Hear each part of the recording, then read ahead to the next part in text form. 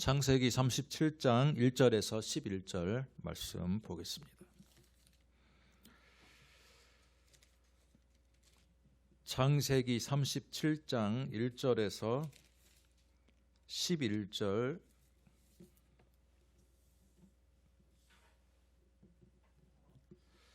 저와 여러분이 한 목소리로 말씀을 읽겠습니다. 야곱이 가나안 땅 곧 그의 아버지가 거류하던 땅에 거주하였으니 야곱의 족보는 이러하니라. 야곱이 17세의 소년 요셉이 17세의 소년으로서 그의 형들과 함께 양을 칠 때 그의 아버지의 아내들 빌하와 실바의 아들들과 더불어 함께 있었더니 그가 그들의 잘못을 아버지께 말하더라. 요셉은 노년에 얻은 아들이므로 이스라엘이 여러 아들들보다 그를 더 사랑하므로 그를 위하여 채색 옷을 지었더니 그의 형들이 아버지가 형들보다 그를 더 사랑함을 보고 그를 미워하여 그에게 편안하게 말할 수 없었더라. 요셉이 꿈을 꾸고 자기 형들에게 말하매 그들이 그를 더욱 미워하였더라. 요셉이 그들에게 이르되 청하건대 내가 꾼 꿈을 들으시오. 우리가 밭에서 곡식단을 묶더니 내 단은 일어서고 당신들의 단은 내 단을 둘러서서 절하더이다. 그의 형들이 그에게 이르되 내가 참으로 우리의 왕이 되겠느냐? 참으로 우리를 다스리게 되겠느냐 하고 그의 꿈과 그의 말로 말미암아 그를 더욱 미워하더니 요셉이 다시 꿈을 꾸고 그의 형들에게 말하여 이르되 내가 또 꿈을 꾼즉 해와 달과 11별이 내게 절하더이다 하니라. 그가 그의 꿈을 아버지와 형들에게 말하매 아버지가 그를 꾸짖고 그에게 이르되 내가 꾼 꿈이 무엇이냐? 나와 내 어머니와 내 형들이 참으로 가서 땅에 엎드려 내게 절하겠느냐? 그의 형들은 시기하되 그의 아버지는 그 말을 간직해 두었더라. 아멘. 창세기 37장 1절로 11절 말씀을 가지고 편애라는 제목으로 말씀을 듣도록 하겠습니다. 오늘이 4월의 마지막 날이고 이제 내일부터는 5월 달이 시작이 되는데 원래는 5월의 첫째 주가 어린이 주일이죠. 그런데 다음 주가 5월 7일이어서 어버이날을 바로 하루 전날이어서 다음 주를 어버이 주일로 삼고 오늘을 어린이 주일로 그렇게 생각해서 말씀을 준비했습니다. 마침 저희가 창세기를 강의하는 와중인데 마침 야곱의 가정에 대한 이야기가 오늘 말씀에 등장합니다. 가정의 달을 앞두고 야곱의 가정, 신앙인의 가정의 모습을 보면서 우리도 함께 교훈을 얻는 시간이 되었으면 좋겠습니다. 샬롬 반갑습니다. 좀 더 가정의 달을 앞두고 어린이 주일을 맞이해서 기쁜 마음으로 우리가 서야 되는데 조금 전에 우리 사모님이 말씀했던 것처럼 어제 우리가 조문을 갔던 한 그 사모님의 목사님 가정의 그 자녀에 대한 생각들이 아직도 우리의 마음속에 남아 있어서 한편으로는 마음이 좀 무겁기도 합니다. 목사님의 자제분들 가운데 왜 아버지나 어머니와의 사이가 이게 나쁘신 자녀들이 꽤나 주변에 많이 있습니다. 어제 조문을 갔던 그 청년도 목사님 되시는 아버지와의 관계가 매우 안 좋아서 결국은 따로 방을 얻어서 나가게 되었고 그 와중에 그런 사건, 화재 사건이 발생해서 젊은 나이에 24살이라는 젊은 나이에 안타깝게도 세상을 등지게 되었습니다. 조금만 더 행복한 가정이었고 평안한 가정이었다면 아마 그런 사건은 벌어지지 않았을 거라고 생각이 듭니다. 5월달 가정의 달을 맞이해서 목회자의 가정, 장로님, 권사님, 집사님, 우리 성도님의 가정, 우리 가정에 대해서 우리가 한번 진지하게 고민하고 생각해 보는 시간이 되었으면 좋겠습니다. 앞에서는 이렇게 그럴듯하게 강대상에 서서 말씀을 전하는 이 목사님 그 가정들 가운데는 의외로 자녀들과의 관계가 좋지 않은 경우도 있고요.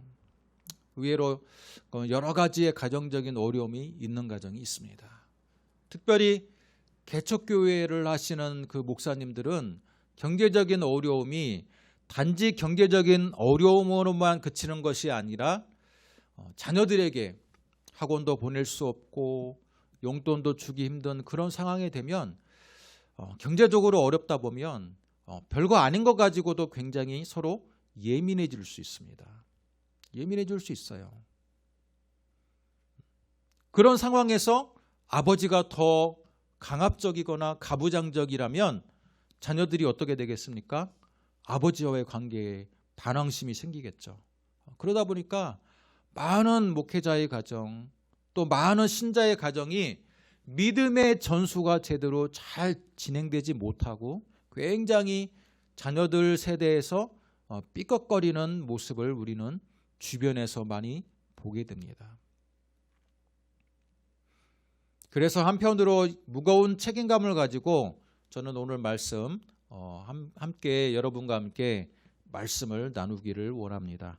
자, 오늘 말씀의 제목이 무엇입니까? 따라해 보겠습니다. 편애. 편애가 뭡니까? 편애. 치우친 사랑이라는 뜻이죠.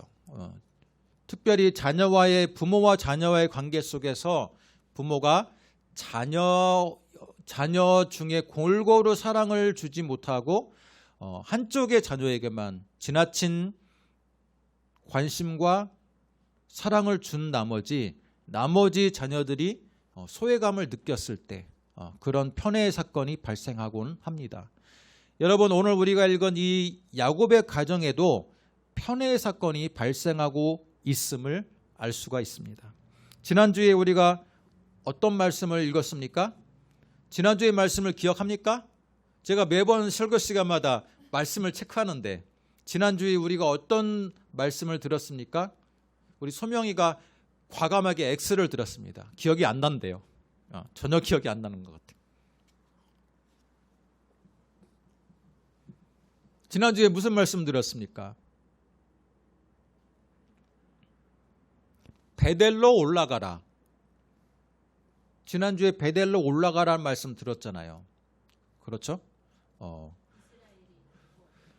야곱이 하나님께 서원했던 그 베델을 20년이 지난 이후에 계속해서 잊고 살았던 야곱. 그러나 하나님은 그의 인생의 위기의 순간에 개입을 하셔서 네가 나를 만났던 그 장소로 올라가라, 그렇게 말씀하셨던 장면을 우리가 지난주의 말씀을 통해 들었습니다. 지난주의 말씀을 이어서 야곱의 이번 시간에는 야곱의 가정에 대해서 우리가 초점을 맞추기를 원합니다. 자, 2절 말씀을 보면요, 야곱의 족보는 이러하니라.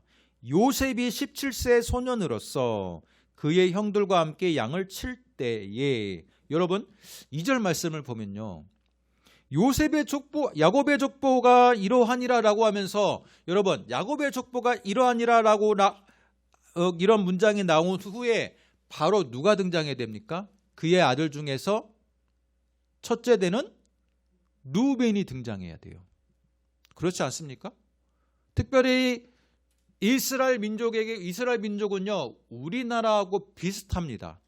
장자 우선주의가 있어요. 장자 우선주의가 있습니다. 우리 조선시대도 그러지 않았습니까? 장자에게 그 가문의 제사의 권리를 물려주고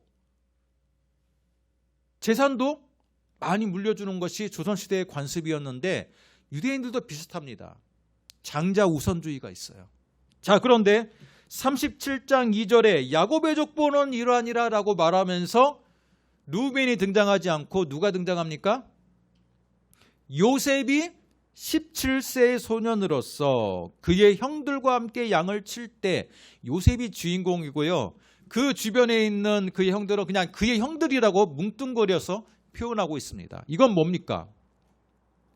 뭔가 지금 루벤이 장자로서의 역할이 부각이 되지 않고 요셉이 등장하고 있다는 거예요. 이것을 그냥 흘깃하게 넘어갈 수도 있지만 자세히 보면 족보 다음에 자녀들에 대한 서술에서 가장 먼저 요셉이 등장하고 있다는 거. 이건 그리 흔한 모습이 아니라는 거예요. 3절의 말씀.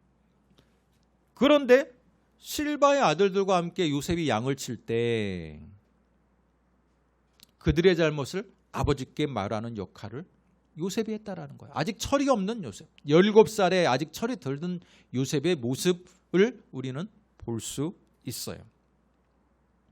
요셉은 노년에 얻은 아들이므로 이스라엘이 여러 아들보다 그를 더 사랑함으로 그를 위하여 채색 옷을 지어 입혔더니. 여러분, 이 3절은요 요셉이 특별히 그의 아들들에서 주목을 받는 이유가 있어요. 주목을 받는 이유가 뭡니까? 노년에 얻은 아들이에요. 여러분, 대가족 가운데 막내 아들이 얼마나 사랑받습니까? 그런데 엄밀하게 말하면 요셉은 막내 아들은 아니죠. 베냐민이 있죠. 그러나 야곱이 봤을 때 베냐민은 그의 이름 그대로 슬픔의 아들이에요. 왜냐? 그의 사랑하는 부인이 베냐민을 낳고 죽었거든요. 그래서 베냐민을 볼 때마다 마음이 너무 슬퍼요. 그래서 베냐민의 친형이었던 요셉을 더 아끼고 사랑했던 것 같아요. 어찌됐건 요셉은 노년에 얻은 아들이므로 이스라엘이 여러 아들들보다 그를 더 사랑했어. 그리고 그 사랑한 결과 그에게 무엇을 지어서 입혔어요? 채색옷. 여기 앞에 보세요. 채색옷이 뭡니까?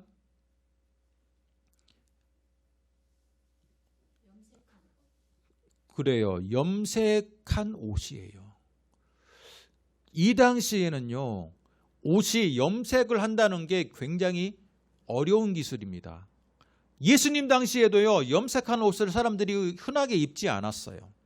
예수님 당시의 비유 중에 나사로의 비유가 있는데 그 비유에 나오는 부자는 무슨 옷을 입고 있습니까? 무슨 옷을 입고 있어요?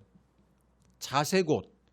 자색옷은요, 붉은색의 옷이라는 거예요. 근데 이 붉은색의 옷에 그냥 옷에 붉은의 염료를 여러분 입히기 위해서요, 붉은 소라고동에 수만 개, 수십만 개의 소라고동이 다 그것을 다 지지겨 가지고 붉은색의 물감을 얻어요. 그러니 그 옷이 얼마나 고가이겠습니까? 예수님 당시만 해도 어떤 사람이 자색 옷을 입었다라는 그 사실만으로도 그 사람은 신분이 부와 명예가 있는 사람이란 뜻이에요.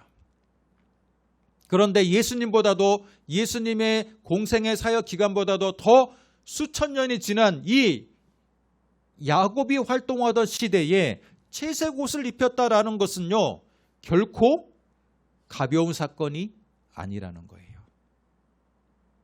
그러면 그 당시에 나머지 아들들은 무슨 옷을 입었을까요? 아마 통짜의 배옷을 입었을 거예요. 우리 같이 삼배 같은 거, 마 종류의 옷을 입었는데요, 이 당시의 문화는요, 상의와 하의가 구분되지 않습니다. 그냥 한꺼번에 통짜였고요, 그 직사각형의 통짜를 짠 다음에 그 팔이 나오는 구멍을 뚫어요. 목이 나오는 구멍을 뚫어요. 그리고 그냥 그 당시 둘러서 그냥 입는 거예요. 패션은 전혀 저리 가라 하는 옷을 입었어요. 그러면 색깔이 무슨 색깔이겠습니까? 배우 색깔이겠죠. 약간 누런 색깔의 그 단순한 색깔의 옷을 입었다라는 거예요. 그런데 유독 요셉만큼은 그의 아버지 야곱이 채색 옷을 입혔다라는 거예요. 채색 옷. 그 고가의 염료가 들어가 있는 채색 옷을 입었다라는 것은 야곱이 요셉을 얼마나 아끼고 사랑했는지를 보여줍니다. 그런데 단지 아끼고 사랑해서 우리로 말하면 지금 고가의 명품 옷을 입힌 것은 아니에요. 그의 마음 중심에는 요셉이 장자였던 거예요. 장자. 37장 2절에 야곱의 족보는 이러하니라라고 하는데 요셉이 등장해요.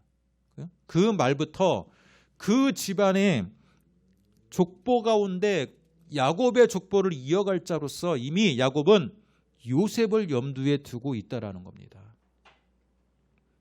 그랬기 때문에 요셉에게 채색 옷을 입힌 거예요. 그 당시에 채색 옷은요, 신분을 상징합니다. 신분을 상징해요. 자색옷과 같은 역할이에요. 이 사람, 이 아들이 우리 집안의 장자이다라는 거예요. 우리 집안의 혈통을 이어갈 자이다라는 뜻이 채색옷에 담겨 있습니다.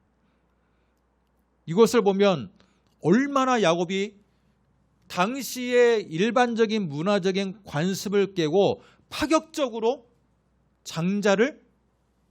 장자의 역할로서 요셉을 지목했는지를 알 수가 있어요. 요셉의 위에 형들이 몇 명이나 있습니까? 몇 명이나 있습니까? 10명이 있습니다. 12명의 아들 가운데 요셉은 11번째 아들이에요. 그의 위로 형들이 10명이나 있는데 여러분 11번째 아들을 장자로서 지목했다라는 것은 그 당시에 관습으로는 있을 수가 없는 사건입니다. 그 정도로 야곱이 요셉을 편애했다라는 거예요. 자, 그러면 야곱이 편애한 이유가 있을 거 아닙니까? 그렇죠? 잠깐 요셉에 대해서 변명할 수 있는 기회를 주겠습니다. 야곱에게 변명할 수 있는 기회를 주겠어요. 야곱이 그러면 왜 요셉을 유독 아꼈을까? 첫 번째로 야곱이 사랑하는 부인의 아들이었기 때문이에요. 야곱이 사랑하는 부인의 첫째 아들이었기 때문에 그래요. 야곱에게는 4명의 부인이 있습니다. 정실 부인으로서 레아와 라헬이 있고요. 또한 몸종의 여종의 부인으로 종 출신의 부인으로서 빌하와 실바가 있어요. 자, 4명의 부인인데 외삼촌 르우벤의 딸로서 정실 부인은요 레아와 라헬 자매예요. 자, 그런데 야곱이 진짜 사랑했던 부인은 누구예요? 라헬이었거든요. 외삼촌 밑에서 종살이 할 때도 그가 묵묵하게 견딜 수 있었던 것은 라헬을 너무나도 사랑했기 때문에 라헬과 결혼하고자 그는 7년간의 종살이를 견딜 수 있었던 거예요. 그런데 외삼촌 라반이 속입니다. 그래, 라헬과 결혼시켜줄게 라고 하면서 첫날 밤에 부인을 보내는데 야곱은요 그 당시는 뭐 호롱 뿌리고 뭐 전기가 없으니까 밤에 텐트에 자기에게 들어온 그 여인이 당연히 라헬일 줄 알았어요. 근데 그 다음날 아침에 눈을 떠보니까 자기 옆에서 잠을 자고 있는 여인은 언니였던 레아였던 거예요. 그래서 어쩔 수 없이 레아가 첫 번째 부인이 됩니다. 그러나 그가 다시 한번 7년의 종살이를 통해서 두 번째 부인으로서 정실 부인으로서 그가 사랑에 맞지 않았던 라헬을 드디어 부인으로 얻게 되었어요. 그리고 나머지 두 여종을 통해서 자녀들도 얻게 되었습니다. 12명의 자녀를 얻게 되었어요. 4명의 부인을 통해서. 그러나 야곱의 마음속에 진짜 부인은요 라헬이었던 거예요. 라헬이었던 거예요. 그래서 라헬의 소생을 아들로 장자로서 세우고 싶었던 거예요. 그런데 12명 아들의 면모를 자세히 봤더니 마침 라헬의 소생이었던 요셉이 가장 인성이 좋아. 우리로 말하면 가장 싹수가 좋아 보이는 거예요.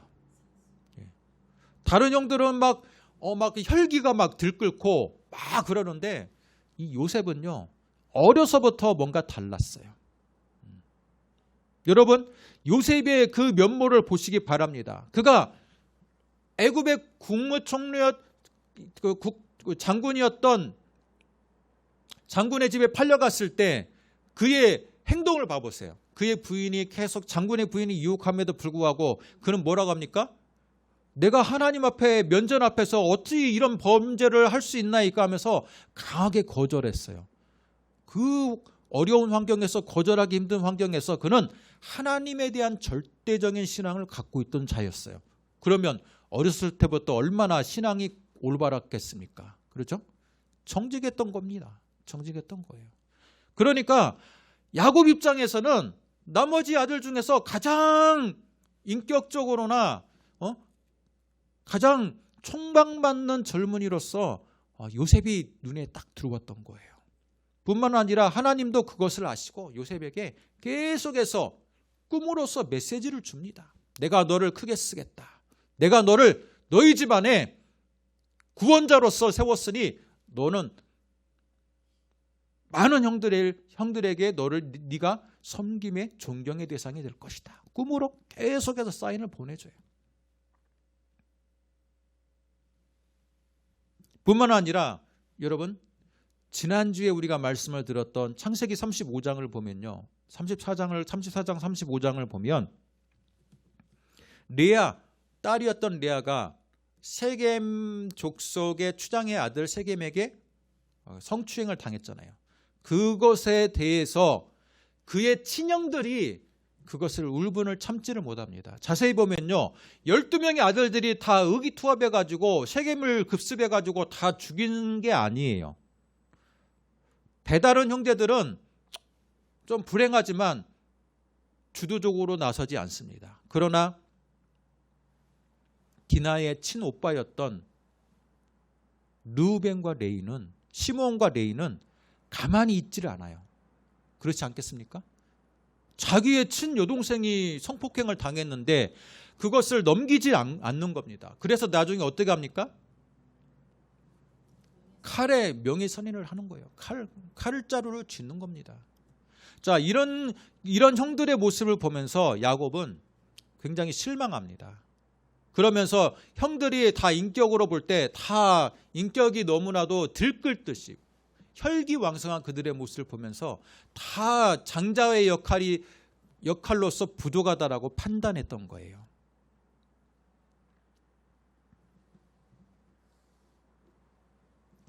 게다가 빌하와 실바의 아들들은 어때요? 아무리 12명의 아들이 다 똑같이 야곱의 자녀일지라도 그 당시는 신분제 사회였기 때문에 빌하와 실바의 아들들은 여종의 아들이에요. 서자 같은 느낌이에요. 그렇기 때문에 장자가 될 수가 없다라고 생각한 거예요. 그래서 야곱의 마음속에는 진정한 장자는 자신이 사랑했던 자기가 진짜 부인이라고 인정했던 라헬의 첫째 아들이었던 요셉이 장자였던 겁니다. 어찌됐건 이렇게 파격적인 장자에 대한 선택을 한 이후에 그들의 가정은 평안할 수가 없었어요. 만약에 야곱이 아버지로서의 권위가 있었다면 아마 가족회의를 열어서 설득을 시켰을 겁니다. 그런데 성경을 자세히 보면요, 야곱이 인생도 계속해서 사람을 속이는 인생을 살았고 그의 가정도 제대로 가장으로서 단도리를 못하는 모습을 우리는 보게 돼요. 여러분, 그 시므온과 레위가 아버지 몰래 세겜 족속 땅을 급습했을 때 자기 2명만 급습했을까요? 그렇지 않았어요. 아버지가 거느리고 있는 종들을 다 거느리고 급습했을 거 아닙니까? 그건 뭡니까? 아버지에 대한 반역이자 아버지의 권위를 인정하지 않는 겁니다. 그렇지 않습니까? 집안의 병력들, 그죠?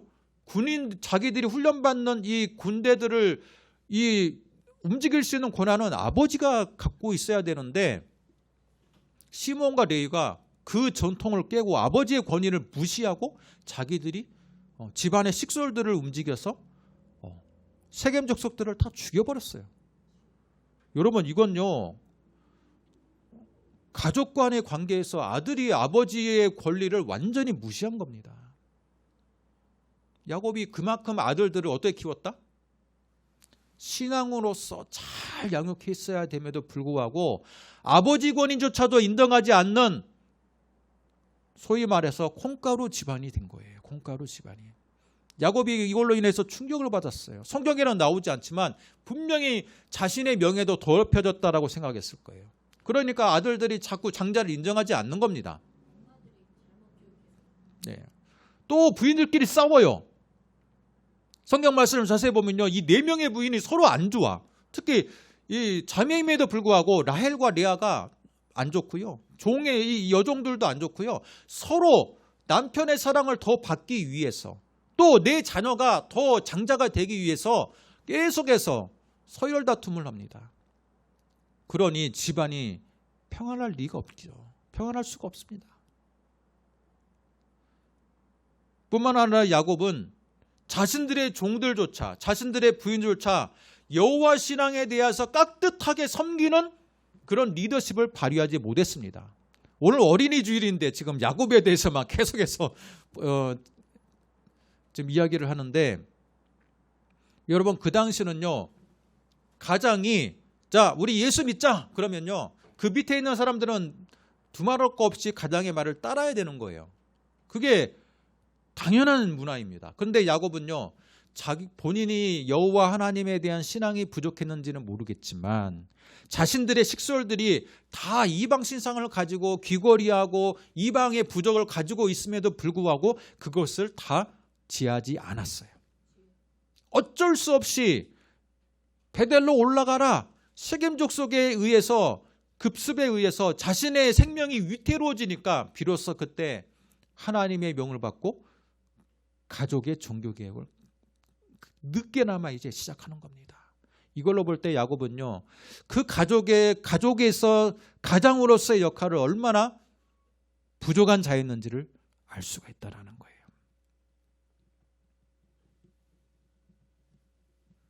어찌됐건 요셉을 지금 상속자이자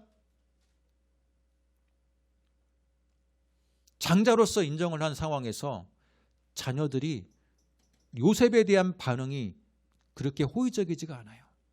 뿐만 아니라 요셉은 아직까지 17살의 소년이었기에 철이 덜 들은 것 같아요. 요셉에게 장자의 고난을 맡으니까 어때요? 형들하고 같이 양을 치는데 양을 치는 와중에 형들이 조금 빗나가는 행동, 좀 어긋나는 행동을 하지 않았겠습니까? 아버지와 어머니가 없는 그 들판에 양을 치러 갔는데 자기들끼리 지금으로 말하면 몰래 담배를 피거나, 그렇죠? 술을 마시거나 하는 행동이, 그런 약간의 일탈의 행동을 했겠죠. 그런데 그것을 요셉이 보고 누구에게 알립니까? 아버지에게 고자질하는 거예요. 왜? 요셉 입장에서는 자기가 장자거든. 장자는 그의 형들까지도 다 체크해서 아버지한테 보고를 해야 되는 상황이거든. 그러니 아버지가 그것을 가지고 형들을 불러서, 야, 너희들 들판에서 며칠 날 담배 폈지, 술 마셨지, 이게 그렇게 되는 겁니다. 그러니 형들이 누가 고자질한지 알아요? 당연히 요셉이 고자질해서 자기들이 혼나니까 요셉을 좋은 시선으로 볼 수가 없죠. 뿐만 아니라 하나님이 계속해서 요셉에게 꿈을 주는데 그 꿈 내용이 뭐예요? 형들도 요셉의 단에게, 곡식단에게 절을 하고 아버지 어머니도 요셉에게 절을 하게 될 거라는 그런 하나님의 비전이 있는 그 꿈을 어린 요셉이 좀 마음에 혼자 담아두면 모르겠는데 그걸 가족들에게 다 이야기하는 거예요. 그러면 형들의 마음이 어때요? 그렇지 않아도 자신이 장자가 되지 못해서 억울한데 나보다 훨씬 연하의 동생이, 그것도 배다른 동생이 계속해서 자기가 형들에게 저를 받는다고 그런 꿈을 이야기하니까 미워할 수밖에 없는 거예요. 사절의 말을 보면요. 사절의 말씀을 보면요. 그의 형들이 아버지가 형들보다 그를 더 사랑함을 보고 그를 미워하여 그에게 편안하게 말할 수 없었더라. 여러분, 편안하게 말할 수 없었다는 게 무슨 말이냐면요. 히브리어로 보면요. 샬롬을 하지 않았다라는 거예요. 샬롬. 샬롬이 뭡니까? 이스라엘 백성에게요. 샬롬은요. 우리나라로 말하면 인사예요. 안녕 또는 안녕하세요 그런 말이에요. 그런데 샬롬이라고 말하지 않았다는 거예요. 그건 뭐예요? 요셉이 자기에게 다가오면 안녕 잘 있었어 라는 기본적인 안부조차도 대화를 하지 않았다라는 거예요. 묻지 않았다라는 거예요. 성경 최초로 왕따 사건이 벌어졌어요. 성경 최초로 가족 간에 왕따 사건이 벌어진 거예요. 여러분, 인사조차도 안부조차도 묻지 않았다는 건 뭐예요? 철저하게 자신들의 그룹에서 완전히 배제시켰다라는 거예요. 그렇기 때문에 나중에 요셉이 형들에 의해서 죽임을 당할 뻔하고 미디안 상인에게 팔려가게 된 사건의 근본적인 원인은 누구에게 있다? 누구에게 있다? 아버지에게 있는 거예요. 형들에게만 무조건 그들의 악행에 대한 책임을 돌릴 수가 없다라는 거예요. 아버지가 가족회의를 열어서 야 르우벤아, 시몬과 레위야, 아무개야 너희들에게 장자권을 주고 싶지만 너희들이 지금까지 한 행동을 봐라. 그렇게 말하면서 형들을 설득시키고 그죠? 타당한 이유를 다 제공하고 그들의 동의를 얻어서 요셉을 장자로 세웠다면 그나마 불만이 좀 덜했을 텐데 성경 말씀은요. 요셉은 전혀 한마디도 하지 않은 것 같아요. 그리고 자신의 사랑했던 부인의 아들 요셉을 그냥 장자로 세웠던 거예요. 그 사건에서부터 비로소 뭐가 시작이 되었다? 가족 간의 불행은 시작이 되었다라는 겁니다.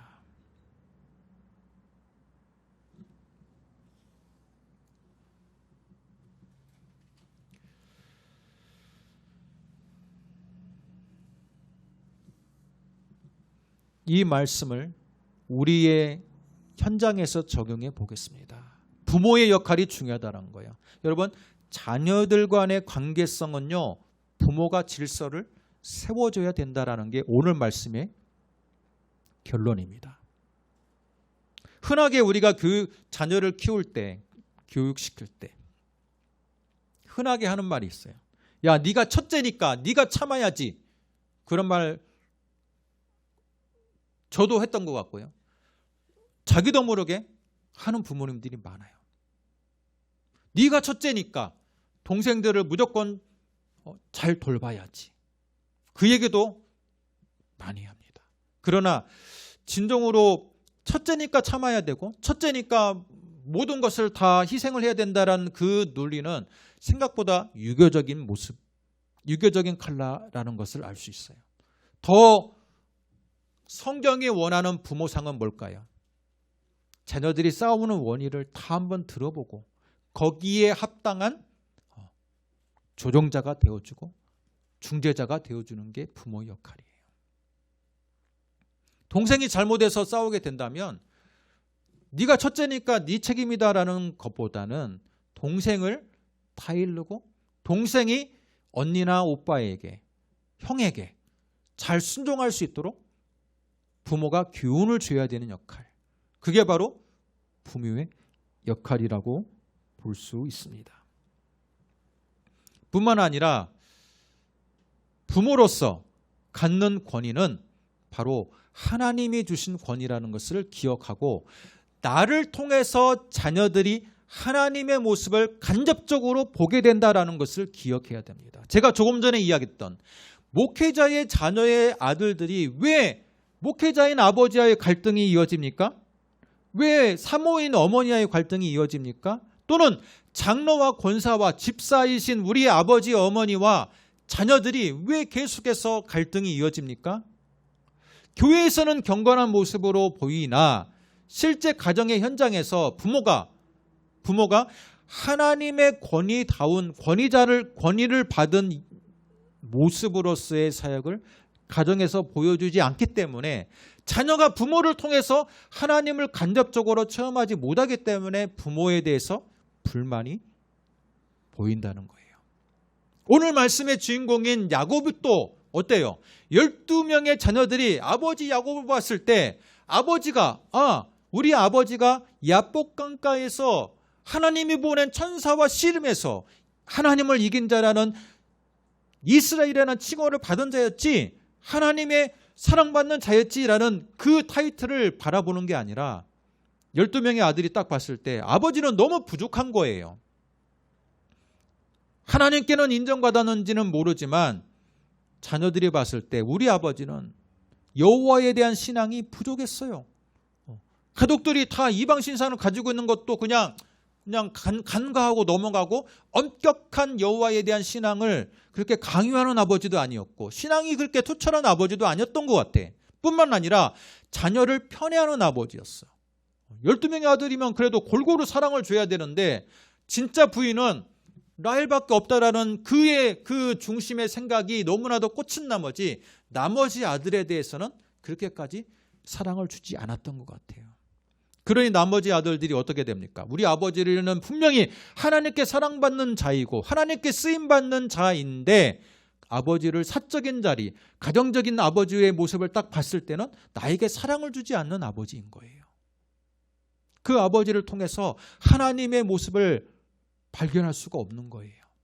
그러니까 아들들이 점점 자신들의 욕망대로 아버지의 권위를 점점 무시하고 자신들의 뜻대로 삐뚤어지게 성장하게 되는 겁니다. 여러분 자녀 가운데, 여러분의 자녀들 가운데 계속해서 나와 또는 남편과 또 계속해서 멀어지는 자녀들이 있습니까? 그렇다면 그 자녀의 책임이라고만 말하지 말고 과연 내가 부모로서의 역할을 잘 하고 있는지, 야곱처럼 부족한 가장이나 부족한 어머니이지 않았는지 한번 생각해 볼 필요가 있다는 겁니다. 교회에서는 아버지 목사이고 교회에서는 권사이고 교회에서는 집사이더라도 가정에서는 그 하나님께 사랑받는 그 직분에 맞는 역할을 자녀들에게 보여주었는지 한번 생각해 보아야 된다는 겁니다. 오늘 말씀을 통해서 내가 지금까지 했던 역할이 무엇이었나, 내가 지금까지 자녀들에게 행한 그 모습을 보았을 때 나는 편애하는 부모이지 않았는지, 나는 하나님의 사랑받는 자로서 하나님의 사랑을 직접 자녀들에게 보여주는 자였는지 우리가 오늘 말씀을 통해서 생각해 보기를 원합니다.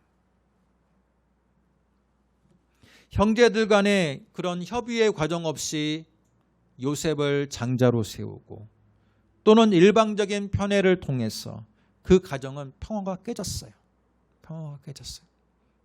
그럼에도 불구하고 요셉을 통해서 하나님의 역사를 이루어 가시는 그 하나님이 위대하신 거예요. 그렇지 않습니까? 평화가 깨졌으면 그 가정은 완전히 박살나야 되는 거예요. 그런데 하나님은 요셉에게 계속해서 사인을 주고 꿈으로써 계시하시고 설사 노예로 팔려가는 그 순간에도 요셉을 포기하지 않으시고 들어 사용해서 그 집안을 요셉을 통해서 다시 한번 일으키시는 하나님이 위대하는 겁니다. 어린이 주일을 맞이해서 여러분 다 하나님의 사랑받는 자녀들이에요. 여러분 이 자리에 있는 분들, 우리 성도님들의 자녀들 다 하나님의 사랑받는 자녀들이에요. 지금은 약간 방황하는 시절을 겪고 있는 자녀들이 있다면 그럼에도 불구하고 하나님은 그 자녀를 사랑하신다는 것을 기억하시기 바랍니다. 방황하기 때문에 미워하기보다는 방황하기 때문에 그들을 더 사랑을 주고 기도하시는 어머니들이 되시기를 바랍니다.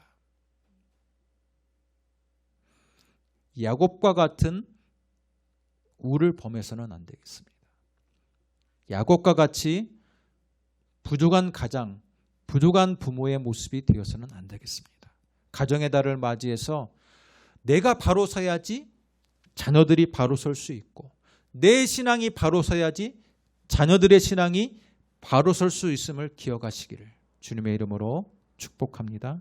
기도하겠습니다. 하나님 아버지, 은혜와 사랑을 감사합니다. 오늘 편애라는 제목으로 말씀을 들었는데, 야곱은 하나님이 보실 때 하나님을 이긴 자라는 칭호를 받고 이스라엘이라는 칭호를 받았음에도 불구하고 가정적인 가장의 모습으로 볼 때에는 너무나도 부족한 자였음을 오늘 말씀을 통해 발견합니다. 이 말씀을 통해 단지 야곱만 부족했다라고 그렇게 수긍하고 넘어가기보다는 먼저 내 가정에 내가 진정으로 어떤 역할을 감당하고 있는지, 내가 하나님께 나에게 생명을 준 자녀들에게 진정으로 하나님의 형상의 모습을 보여주며 모범된 모습으로 살고 있는지, 그렇지 않으면 아직까지도 부족한 야곱과 같이 부족한 모습으로 자녀들에게 비춰지고 있는지 오늘 내 자신의 모습을 생각해 보기를 원합니다. 부족했다면 용서를 구하게 하시고, 부족했다면 이제 한번 다시 한번 하나님 보실 때 흠없는 부모의 모습을 회복해 나가는 다짐하는 그런 시간이 되게 하여 주옵소서. 이를 통해서 가정의 달 더욱더 우리 화평교회 가정이 하나님 보실 때 더 하나가 되고 더 행복하고 더 웃음꽃이 끝없이 피어나는 하나님께 영광 돌릴 수 있는 가정 되게 하여 주옵소서. 예수님의 이름으로 기도드립니다. 아멘.